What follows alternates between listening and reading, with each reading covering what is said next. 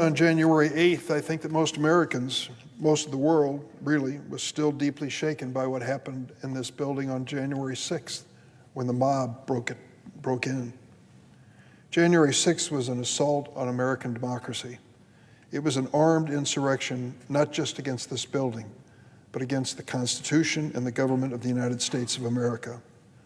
The violent mob was sent to this Capitol by a defeated president to try to cancel an American election. The mob overran and ransacked this Capitol, smashing windows and doors. They built a gallows on the Capitol's ground and called for the vice president to be hanged for following his duties under the Constitution, for refusing to join in the coup attempt. People died that day in this building, on these grounds. Capitol Police Officer Brian Sicknick, who I mentioned earlier, suffered fatal injuries trying to hold back the insurrectionist mob sent by the president. 2 more officers who fought to save the Capitol died by suicide in the days that followed. More than 140 police officers suffered serious injuries. Many of them are still recovering. But the insurrection at the Capitol, the attack on American democracy, wasn't what alarmed the dark money special interest who came together for an all-hands-on-deck conference call just 2 days later on January 8th.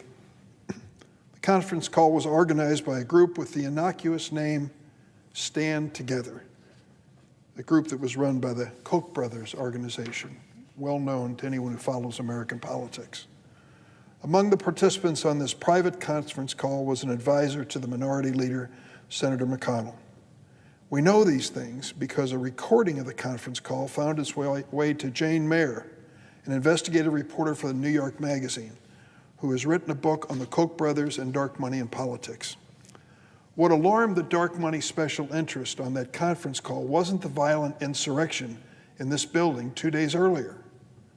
According to Ms. Mayer's reporting, the reason the special interests were frightened was because they could not find a way to turn the American people against a piece of legislation, S1, a bill known as For the People Act.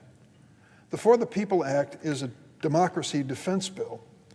It would limit the influence of dark money and special interest on our politics, and it would improve access to the ballot box for American voters.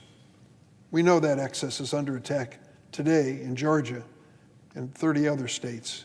Efforts are being made to suppress the American vote. The Koch brothers group spends its money freely to exert political control. And they sent the pollsters out before this conference call to test every attack they could think of against this bill. Nothing worked. Let me read you a passage from Ms. Mayer's article. It's a bit long, so bear with me. This is based on a recording on the call. Quote, Kyle McKenzie, the research director for the Koch-run advocacy group Stand Together, told fellow conservatives and Republican congressional staffers on the call that he had a spoiler. When presented with the very neutral description of the bill, people were generally supportive, McKenzie said, adding the most worrisome part is that conservatives were actually as supportive as the general public when they heard the neutral description. In fact, he warned, there's a large, very large chunk of conservatives who are supportive of these efforts. As a result, Mayer wrote, McKenzie conceded the legislation's opponents would likely have to rely on Republican senators, where the bill is now under debate, to use what they called under-the-dome strategies, legislative maneuvers such as the filibuster, to stop the bill, because turning public opinion against it would be incredibly difficult. S1, For the People Act, a bill to stop billionaires from buying elections. You can see why Charles Koch, who's grown accustomed to using his wealth to influence elections and dominate the national agenda, wouldn't like that kind of a bill. And you can see why he and others, members of the dark money power elite, would be alarmed that all the spin doctoring money can buy can't turn people against the bill, can't even turn conservatives against the bill. What's a poor billionaire to do? Well, they said it right there on the conference call. They can't debate the bill because they don't have a winning argument. Senator McConnell is just going to have to kill it under the dome. Senator McConnell is going to have to filibuster it.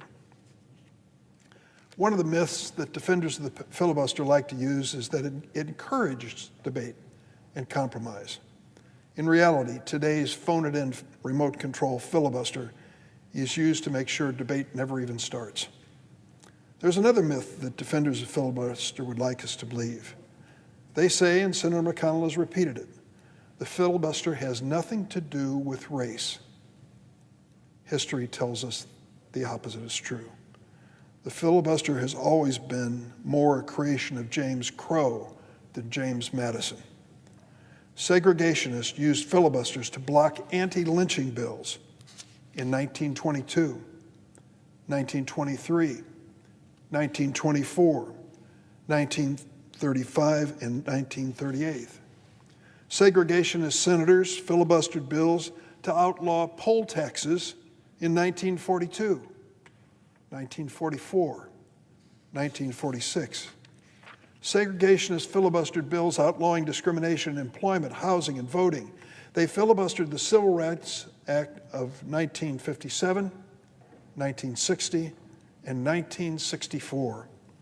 Every time segregationists used the filibuster to block civil rights measures, they spoke of the tactic as nearly a sacred principle passed down by our founding fathers. Now, with voting rights under the broadest attack in more than 50 years, with hundreds of bills being introduced in state legislatures to make it harder for many Americans, especially people of color, to vote, we are once again facing a threatened filibuster of a voting rights protection bill in the Senate. History repeats itself. Largely under Senator McConnell's leadership, today's filibuster has been transformed into a weapon of mass destruction. In 2009, during the Great Recession, America was in a financial freefall, our economy teetering on the edge of another depression, millions out of work, homes, life savings at risk. Senator McConnell said, and I quote, "My number one priority is to make sure President Obama is a one-term president." And the number one weapon he used to make good on his threat? The filibuster. Now America has a new president. Senator McConnell wasn't able to filibuster President Biden's American Rescue Plan because the Senate used a procedural device known as reconciliation, which allowed it to pass with a majority vote. All 50 Democratic senators and the vice president were prepared to vote and break the tie. Not one single Republican senator would vote for President Biden's rescue plan.